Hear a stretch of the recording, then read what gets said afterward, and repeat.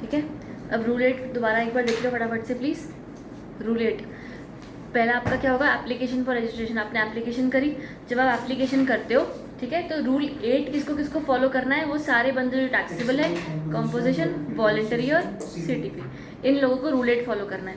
Rule 8 कहता क्या है कि आप बिफोर अप्लाइंग अपना पैन कार्ड, ईमेल एड्रेस और ये सारा वेरीफाई करवा लो, डिक्लेयर करना है, ठीक है।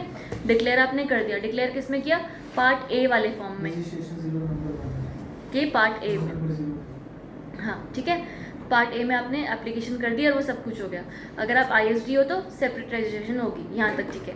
अब आपका दूसरा बोला कि आप वेरीफाई करवाओ, क्या क्या वेरीफाई कराओ, पैन, ईमेल, मोबाइल नंबर, बस ये 3। आधार कार्ड नहीं आया अब तक कहीं पर भी, इसलिए बाद में आया, ठीक है। उसके बाद आपने पैन, ईमेल, पैन, ईमेल और मोबाइल नंबर आपने वेरीफाई करवाया। जब आपने वो वेरीफाई करवाया, आपको मिला TRN, ठीक है, टेम्प्रेरी वाला रजिस्ट्रेशन नंबर। उस TRN के मिलने पर आपका GST REG 01 का पार्ट B जनरेट हो गया और अब आप वो भरोगे, ठीक है। जब आप सारा का सारा वो भरोगे तो उसके आप एप्लीकेशन जब सबमिट करोगे तो उसके बाद आपको क्या करना पड़ेगा, वेरिफिकेशन ऑफ आधार कार्ड करानी पड़ेगी। आपने आधार कार्ड वेरीफाई करवाया और उसको आपने सबमिट किया, ठीक है, सारा का सारा सबमिट किया, तो सबमिट होने की डेट कौन सी मानी जाएगी, या तो एक्चुअल डेट ऑफ ऑथेंटिकेशन या तो 15 दिन from the date of submission of, सब 15 ही था ना, हाँ, तो 15 डेज फ्रॉम डेट ऑफ वो सबमिशन ऑफ एप्लीकेशन। बढ़िया, यहाँ तक कुछ डाउट है? ये किस चीज़ की डेट? ये वो है जो अप्लाई करें ना रजिस्ट्रेशन के लिए, तो रजिस्ट्रेशन का प्रोसेस है। नहीं, ये वाली जो डेट है जो 15 दिन वाली। 15 दिन एप्लीकेशन सबमिट करते से, ठीक, यहाँ तक ठीक है। अब अगर तुम्हारा ये छोड़ दो अभी के लिए, चलो नेक्स्ट आ जाओ। ABC जाने दो, अगला डब्बा था ना, वहाँ पर देखो please. Registration shall be granted within 30 days from date of submission of application after physical verification of the place of business. अगर तुम्हारा फिजिकल वेरिफिकेशन रिक्वायर्ड है तो 30 दिन, अगर फिजिकल वेरिफिकेशन नहीं रिक्वायर्ड है तो अगला पेज, अगले पेज में वेयर एप्लीकेशन से लेकर रोज 5th पॉइंट के पहले वाली चीज़ें काट दो, ठीक है। इशू ऑफ एक्नॉलेजमेंट, अब तुमने एप्लीकेशन दे दी, उन्होंने सबमिट हो गई, ठीक है, सब कुछ काम हो गया, तो अब क्या होगी, अब होगा acknowledgement. On the receipt of application this N acknowledgement shell be issued electronically inform GST REG 02। Acknowledgement आएगी 02 में, यहाँ तक ठीक है। Next, temporary reference number of CTP। अच्छा ना, CTP वाले के लिए ना एक शॉर्टकट जैसा है। CTP वाले को पता है पहले ही करवाना पड़ता है सब कुछ, आपको पेमेंट भी तो करनी है। तो CTP वालों को क्या बोला कि अगर आप वैसे एक इंसान हो जो आपको रजिस्ट्रेशन चाहिए, तो आप ऐसा करो, पहले आप करोगे GST पे, उसके बाद आपको मिलेगा TRN, ठीक है। पहले आप करोगे GST पे, उसके बाद मिलेगा TRN, उसके बाद मिलेगा एक्नॉलेजमेंट, ठीक है। इनको, हाँ, CTP वालों के लिए इनको परमानेंट वाला रजिस्ट्रेशन लेने की ज़रूरत ही नहीं है ना, ये तो कैजुअल ही है, तो इनको हम कैजुअली ही डील करेंगे। GST पे, फिर TRN, फिर एक्नॉलेजमेंट, ठीक है। A person applying for registration, ठीक है, shall be given temporary registration number by common portal for making advance deposit और shall be issued electronically after there on, ठीक है। एक्नॉलेजमेंट आपका आ जाएगा बाद में, यहाँ तक ठीक है, ठीक है, ठीक है, जल्दी जल्दी जल्दी, थोड़ा लोकलाइज यू गाइस। अगला rule 9, verification of the application and approval. आपका वो वेरिफिकेशन ऑफ एप्लीकेशन सबमिट कर दी थी ना, वो डेट ऑथेंटिकेशन वो आधार कार्ड की थी 15 दिन 30 दिन, 15 दिन में आएगा या तो 30 दिन में आएगा। अगर 15 दिन में नहीं आया तो डेट ऑफ सबमिशन की एप्लीकेशन का वो 15 दिन बाद वाला, ठीक है।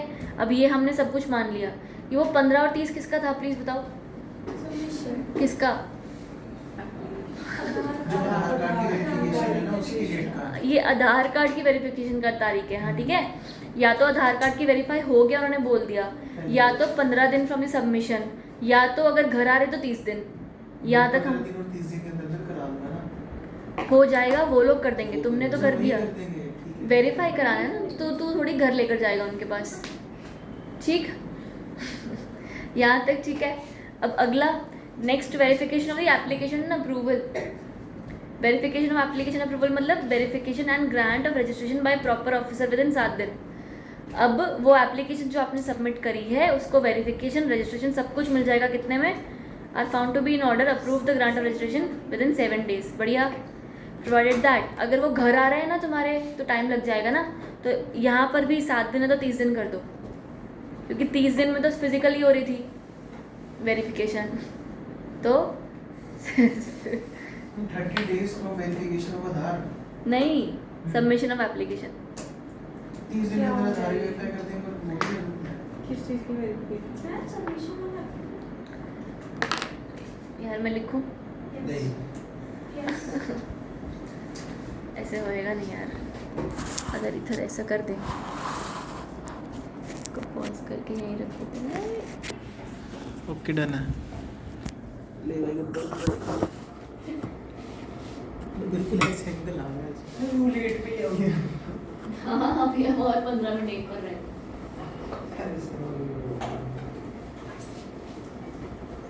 ये रूल 9 है।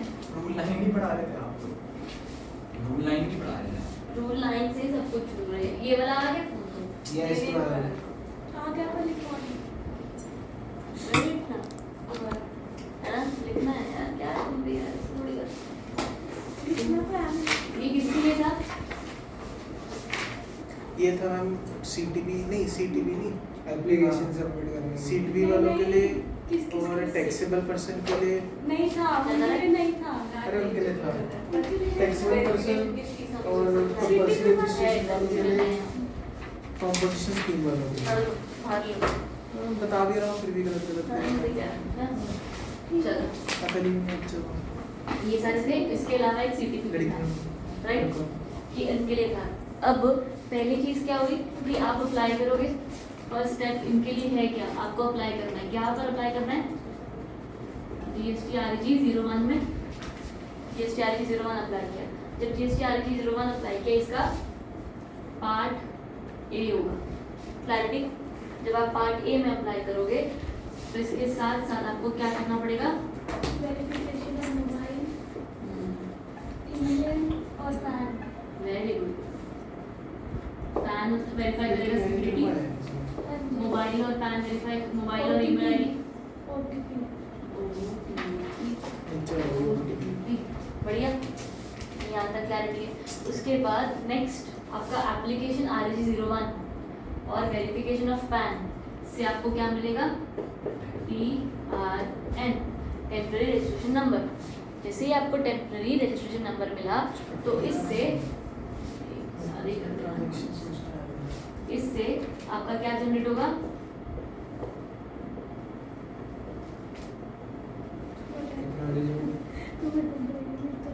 हाँ बोलो आप। वो पार्ट बी वेरी गुड। नहीं थी मुझे आता है TX पार्ट बी जनरेट हो जाएगा। पार्ट बी में आप क्या करते हो? हाँ, आधार करवाते हैं, पर उसके पहले हम पार्ट बी में क्या कुछ सबमिट करेंगे? कोई एप्लीकेशन, सारी डिटेल सबमिट करेंगे, ठीक है? एप्लीकेशन ही फाइल करेंगे। हाँ, और डिटेल्स ऑफ कंपनी जो है ना, एक्सेट्रा आपका काम, कंपनी सबका, उसका एक एप्लीकेशन आप फाइल करोगे।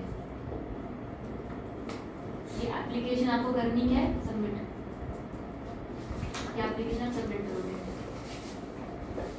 पर हमने स्पेसिफिक एक चीज़ बोल चुकी है कि अगर आपको GST की एप्लीकेशन सबमिट करनी है तो अब यहाँ पर हमने आधार नहीं मांगा था ना, ये एप्लीकेशन सबमिट करना है तो हमसे आधार कार्ड मांगेंगे, ठीक है? इसके सबमिशन के टाइम पर आधार जाएगा, इसको वेरीफाई करवाना होगा। यहाँ तक ठीक है? तो अगर आपका यहाँ पर है तो you will now then Aadhaar card को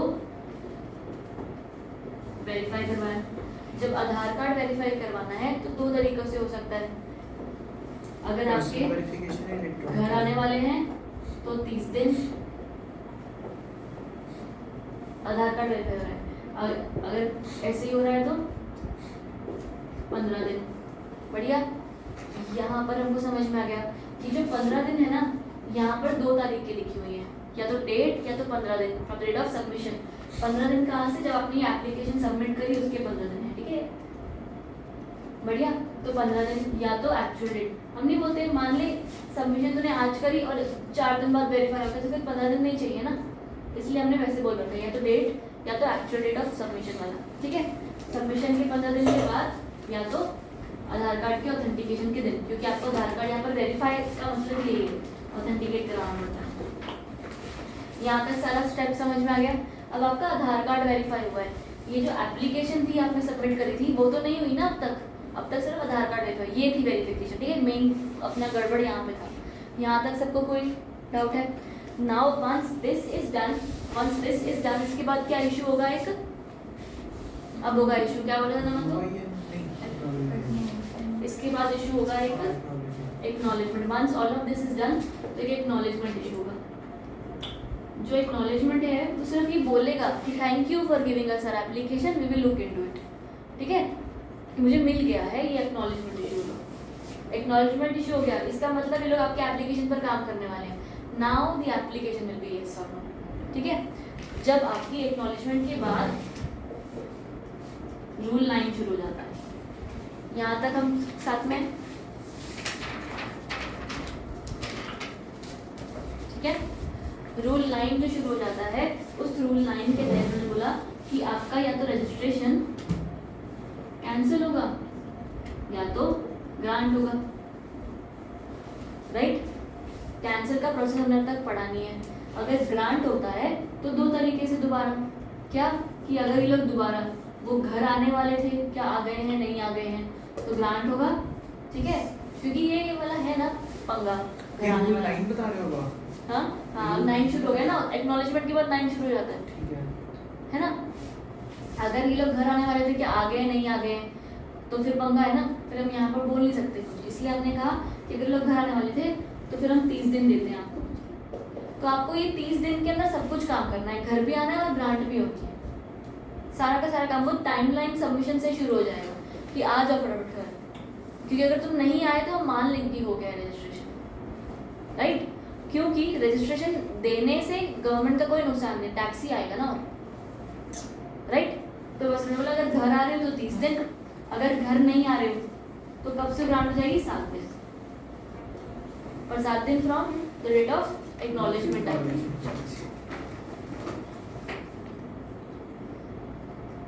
आया। 7 दिन फ्रॉम डेट ऑफ एक्नॉलेजमेंट है ना कि नहीं? नहीं 7 days submission application installation. Submission of application starting वाली की बात कर रहे हैं। 6 साल की प्रोसेस।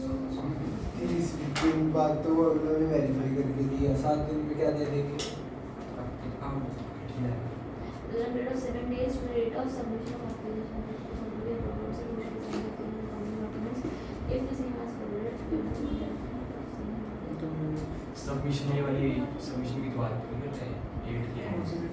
हाँ जनरेट जीएसटी इसमें लिखा फिल द एप्लीकेशन पार्टली, हम देख रहे हैं। फाइल द एप्लीकेशन से अप्लाई करें ना। नाउ फिल पार्टली, मतलब वही है ना, पार्टली के अंदर एक अपना फाइल द एप्लीकेशन है पार्टली प्लस अरे वो वेरीफाई। वाला बोला हुआ है, सबमिशन टू प्रॉपर ऑफिसर बोला हुआ है। एप्लीकेशन पूरा पढ़ो। Application shall be forwarded to the proper officer who shall examine the application and the accompanying documents, and if the same are found to be in order, approve the grant of registration to the applicant within 7 days from the date of submission of the application. Submission of application to the proper officer, ठीक है। ये 30 दिन या तो 7 दिन from the date of receipt लिखो भले, यहाँ पर receipt लिखो कंफ्यूज नहीं होगे। receipt of application by the proper officer, slash acknowledgement. नहीं नहीं, एक्नॉलेजमेंट अलग चीज़ है। एक्नॉलेजमेंट आगे पोर्टल पर आगे प्रॉपर ऑफिसर को दे दिया जाता है कि अब एग्जामिन करो कि क्या इस बंदे को देनी है रजिस्ट्रेशन की नहीं। अगर ये वाला हो गया तुम्हारा, वही नहीं हुआ एक्नॉलेजमेंट। एक्नॉलेजमेंट जिससे तुम्हें कागज दिया मैंने बोला मिल गया, वो एक्नॉलेजमेंट। हाँ ऐसा ही है, यहाँ तक ठीक है। फिजिकल वेरिफिकेशन हो रही है तो 30 दिन। देखो after physical verification of the place of business in the presence of set person, मतलब बी वाले पॉइंट में बोले तो proper officer which with the approval of the officer authorized in this now deemed it fit to carry out physical verification of place of business, the registration shall be granted within 30 days of submission of application after physical verification of the place of business is in the presence of the said person. Point समझ में आया कि अगर आपका physical verification हो रहा है तभी तो फिजिकल वेरिफिकेशन होने के बाद सारा प्रोसेस शुरू होगा ना। प्रॉपर ऑफिसर के पास ही पॉइंट तभी जाएगा, अंडरस्टैंड ना प्लीज। प्रॉपर ऑफिसर के पास ये एप्लीकेशन सब कुछ जाएगा ही तब जब सारा काम हो चुका होगा। फिजिकल वेरिफिकेशन करनी होगी तो फिजिकल वेरिफिकेशन क्यों कर रहे हैं? जीएसटी के लिए नहीं कर रहे, आधार कार्ड के लिए कर रहे हैं, राइट? तो अगर वो सारा हो गया, घर गए, आधार कार्ड मिल गया तुम्हें, ठीक है, तब तुम्हारा एक्नॉलेजमेंट आएगा कि अच्छा हाँ ठीक है, तुम्हारे पास आधार कार्ड है, तुम्हारी एप्लीकेशन हमें मिली है, हम उस बारे में सोचते हैं। अब जो तुम्हारी एप्लीकेशन है ना, वो तो ग्रांट या तो रिजेक्ट होगी, राइट? अगर ग्रांट हो रही है, पर अगर तुम पहले घर आ रहे थे तो फिर तुम्हारा प्रोसेस हो जाएगा कि 30 days from the date of ये फिजिकल वेरिफिकेशन डन, या तो 7 days from date of intimation to the proper officer, ठीक है? क्लैरिटी? ये सब होने के बाद तुम पता लगा कि रजिस्ट्रेशन मिलना है नहीं मिलना, in the manner as may be specified. आया समझ? यहाँ तक तुम्हारा प्रोसेस अब पहुँचा है। अब इसके बाद हमने बोला कि अच्छा आगे क्या हो सकता है? आगे हो सकता है कि क्या तुम्हारी एप्लीकेशन सच में हाँ करनी है नहीं करनी है, कोई मॉडिफिकेशन चाहिए नहीं चाहिए। तो बस अच्छा एक चीज़ और मैं यहाँ पर लिख लेना जगह होगी तो, कि अगर if not answered with in 30 और 7 डेज डीम्ड अप्रूवल, ठीक है? कहाँ पे? खत्म होने के बाद कि अगर 30 या 7 दिन में हाँ नहीं बोला तो डीम्ड अप्रूवल मान लिया जाएगा।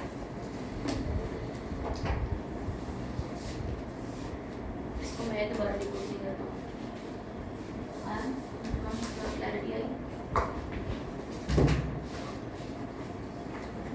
जैसे आपने लिखा है ना, सेम हमने ऐसा नहीं लिखा। अलग तरीके से लिखा है। आपके लिए मैं बता दूँ क्या कैंसिल करना है? पहले मैं रूल लाइन पूरा करा मेरे को कैंसिल करना है? कैंसल द रजिस्ट्रेशन बस जब कैंसिल करेगा तो ग्रांट If करेगा। not finished in 30 days. Yes bro, for 7 days. चलो ठीक है, रूल लाइन करवा लेते हैं, फिर ब्रेक लेते हैं, ठीक है? और 7 days. और 7 days. हाँ हाँ अगर फिजिकली नहीं आते हैं तो 7 तो 7 है। मुझे लगा कि खबर 7 डे की ब्रेक ले ले और ठीक है। अब अगला, the issue of notice of applicant if application is found deficient, मतलब एप्लीकेशन में कोई गड़बड़ हो गई तो हम बता देंगे तुमको एप्लीकेशन में गड़बड़ है, वही 7 दिन में 30 दिन में। देखो, where the application submitted in rule it is found to be deficient in the matters whatever, चल थोड़ा कर लेते हैं, or any document required to be furnished under said rule, or where a proper officer any clarification with regard to information is provided or document furnished therewith, he may issue a notice to the applicant electronically in form GST REG 03 within 7 दिन from the date of submission of the application, and the applicant shall furnish such clarification information or documents electronically in form GST REG 04 within the 7 days of the notice. Point समझ में आया? मतलब कि वो भी 7 days में भेजेगा और जो रिप्लाई देगा वो भी 7 डेज में देगा ना। ठीक है, 7 दिन यहाँ पर भी यही वाले 7 दिन हैं। 7 दिन में या तो हाँ या ना बोलने वाले थे ना, अब हमें 7 दिन में गड़बड़ दिख गई तो 7 दिन में आप ये भेज दो कि भाई देख गड़बड़ है, कुछ क्या करना है, क्या है सीन इसका, ठीक है? अब वो हाँ या ना बोलेगा गड़बड़ वाला, और आपको उस गड़बड़ का जवाब देना 7 दिन में अगले। क्या जवाब देना है कि मैं ठीक करके भेजता हूँ कि ठीक या मॉडिफाई कर दो या रीजन दे दो, शो कॉज दे दो, जो भी दे दो। डेफिशिएंट ही है तो फिर ठीक ही करके भेजोगे। लाइन पढ़ा रहे हैं आप, टाइम पढ़ा रहे हैं? मॉडिफाई भी होता है, नहीं। डॉक्यूमेंट्स का वक्त तब भी कर देते हैं। प्रोवाइडेड दैट, नहीं इसमें ऐसा नहीं लिखा, आप क्या ना ऐसे ही मांगते हैं सर, पीछे पोस्टर लगा के आपको खड़ा कर देंगे कि फोटो खींच के भेजो, वही मांगते हैं। इसमें कुछ नहीं होता। हाँ तो बहुत कुछ है। काम की चीज़ें लिखी है ना। Provided that a person other than person notified in this fails to undergo authentication, जान दो B वाला पॉइंट है, सिर्फ ये रहने दो। The proper officer with the approval of an officer authorized by the commissioner not below the rank of assistant commissioner deems it fit to carry out physical verification ये notice and form GST REG 03 did not be written 30 days to the application। Point समझ में आया? क्या हुआ, हमने वो गड़बड़ भेजनी थी ना, तो गड़बड़ अगर घर वाला पंगा चल रहा है तो फिर वो 30 दिन ही होता रहेगा, बार बार बताते रहेंगे, ठीक है? हाँ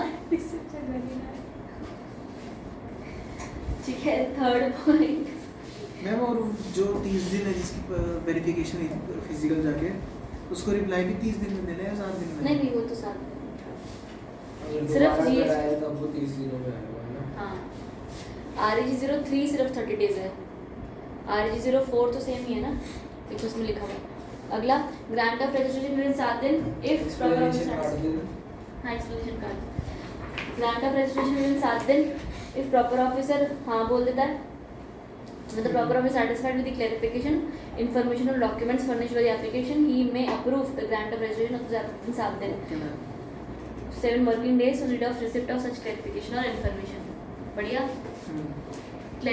पहले ही अगर हाँ बोल रहे तो 7 और 30 था, अगर क्लैरिफिकेशन की बाद हाँ बोल रहा उसके है बाद भी 7 दिन तो उसके बाद तो सिर्फ 7 ही हुए ना, फिर 7 और 30 नहीं जाएगा, क्योंकि अब तो सब लोग सेम लाइन पर आ गए ना। पॉइंट समझ में आ रहा उसकी है? रिप्लाई करने के बाद 7 दिन है ना, कौन सा वाला? जो हाँ एप्लीकेंट हाँ ने रिप्लाई करा हाँ उसके बाद हाँ है ना। हाँ बिना रिप्लाई के हाँ किसी को दिया। हाँ हाँ next 4th point, rejection of application if proper officer is not satisfied with clarification और नो रिप्लाई विद इन 7 दिन। फिर या तो रिजेक्ट कर देगा इन फॉर्म REG05। अगर एप्लीकेंट ने 7 दिनों में रिप्लाई नहीं किया तब तो केस है। आया? अगला डीम्ड अप्रूवल कब? जब तुमने 7 दिन में हाँ नहीं बोला, या तो 30 दिन में हाँ नहीं बोला, या तो क्लैरिफिकेशन के 7 दिन में हाँ नहीं बोला। ठीक है, तो फिर application shall be deemed to be approved. Analysis card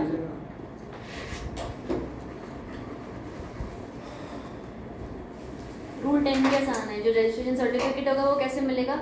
ये इतना लंबा चौड़ा कोड है जो GST REG06 में तुम्हें सर्टिफिकेट मिलेगा रजिस्ट्रेशन का, showing the principal place of business, सब कुछ। स्टेट कोड होता है, हाँ। पीछे पैन होता है। वो जो तुम्हारा कोड आता है ना उसमें पहले वाले state code, pan, entity code, checksum, non checksum, यानी कि यूनिक आइडेंटिटी नंबर होगा। ठीक है, वो सब तुम्हें मिल GST जाएगा। नंबर है। बढ़िया। यहाँ तक ठीक है? ब्रेक? नहीं 10 शुरू कराया था करना 10 नहीं करा दूँ? धीरे धीरे फिर मैं 11 करवा दूँगी। ब्रेक बोला आपने? ब्रेक बोला आपने? नहीं नहीं पढ़ रहे हैं, मतलब ब्रेक नहीं है सर। ये वाला वही है ब्रेक घर जाके ये है, इसमें ये बता ये बाकी हो GST जाएंगे। नंबर पहले वाले से क्लियर होता है, बाकी बिल्कुल बाकी नहीं। 10A furnishing of bank account details.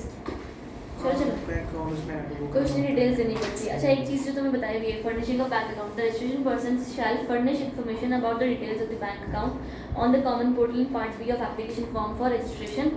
कुछ नहीं, आप पार्ट बी वाला जो था ना भर रहे थे हम लोग, उसके अंदर बैंक अकाउंट की डिटेल भी डाल दो। एक चीज़ और बोली हुई है कि सब्सटीट्यूटेड बाय, अब बोला क्या उन्होंने, देखो कि ना if bank account details shall be furnished after obtaining certificate of registration and GSTIN but earlier of the following। मतलब आपको ना बाद में भी बैंक अकाउंट डिटेल्स अलाउड है। मतलब अगर तुमने स्टार्टिंग में पार्ट बी के साथ नहीं भरी बैंक अकाउंट डिटेल्स, कोई बात नहीं, हो जाता है। इवेंचुअली तुम्हें बैंक अकाउंट कब चाहिए? जब पैसे तुम्हारे पास GST जब आता है, मेन उसके रिफंड के बाद लिए ही चाहिए होता है, राइट? क्योंकि तुम भर तो खुद ही रहे हो ना, वो तो तुम अपने बैंक अकाउंट से भर दोगे, उन्हें डिटेल्स कब चाहिए? क्योंकि वो रिफंड देने वाले उस बैंक अकाउंट में। इसीलिए ही उन्होंने कहा कि आप जो आपने भरा नहीं साथ में सर्टिफिकेट के, कोई बात नहीं, आप ऐसा करो, आप 30 दिन from the grant of registration या तो GSTR 1 फाइल करने के पहले, 1 क्या था वो आउटवर्ड सरप्राइज का था ना, तो 1 फाइल करने के पहले आप बैंक डिटेल्स दे दो। यहाँ तक ठीक है? पर जो नीचे के दो बंदे हैं ना, TDS TCS वाले, या तो mandatory furnish books of accounts उनको करना पड़ता है, तो TDS या TCS वालों को स्पेसिफिकली बोला गया है कि आपको ना साथ ही में देना पड़ेगा, आपको वो बाद में नहीं दे सकते हो। अंडरस्टैंड? बैंक अकाउंट डिटेल्स कब देनी है? पार्ट बी के साथ। नहीं दिया कोई बात नहीं, कब दोगे? GSTR 1 के पहले या तो ग्रांट के 30 दिन बाद। पर TDS TCS को साथ ही में देनी है, साथ ही में देनी है at the time of application only. आया समझ? नीचे वाला तो रीड फालतू ही है, हाँ रीड है। रूल 10B में लिखा कुछ नहीं है, सोचो लिखा हुआ क्या है? आधार कार्ड है ना, अब वो अगर वेरीफाई करवाना होता है तो OTP आता है ना आधार कार्ड के लिए, अगर तुमको पता हो तो किसके पास OTP आएगा? बस वही बोला, HUF का है तो OTP कर्ता के पास आएगा, पार्टनर है तो पार्टनरशिप फॉर्म की तरह सकता होगा। ये सच में वही बोला हो, और कुछ है ही बहुत नहीं। फालतू बात है। सच में। अगर आपके पास आधार कार्ड नहीं है, ठीक है, नेक्स्ट मेरे को ये बोला हुआ है कि आधार कार्ड, ये 2 पॉइंट्स ऊपर के भी काट देना, ये वाला फॉर फाइलिंग वाला जो था ना कुछ, हाँ। उसके बाद नीचे लिखा है if Aadhaar number has not been assigned to the person required to undergo authentication of the Aadhaar number, such person shall furnish the following identification documents. क्या क्या?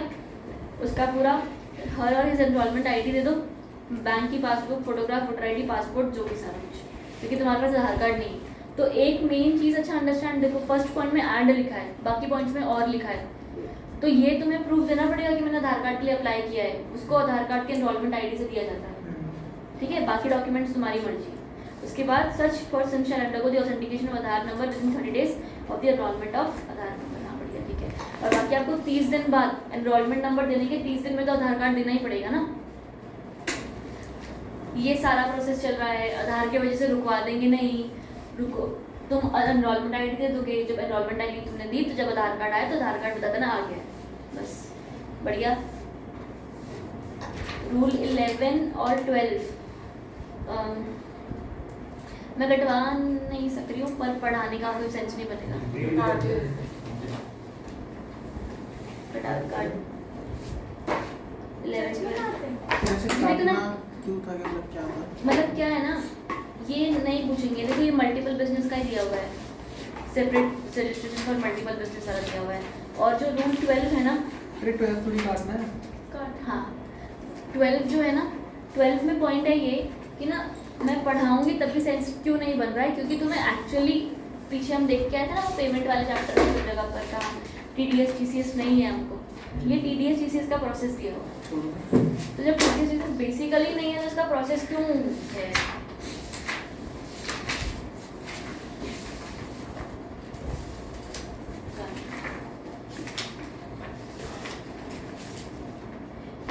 शेप बताओ। 12 पेज।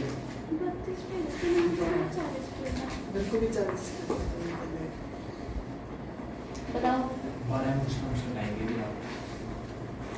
थोड़ा सा पेज दो, क्या इसमें? छोटा पॉज कर दे, मैं कर देती हूँ। नहीं करते आपको।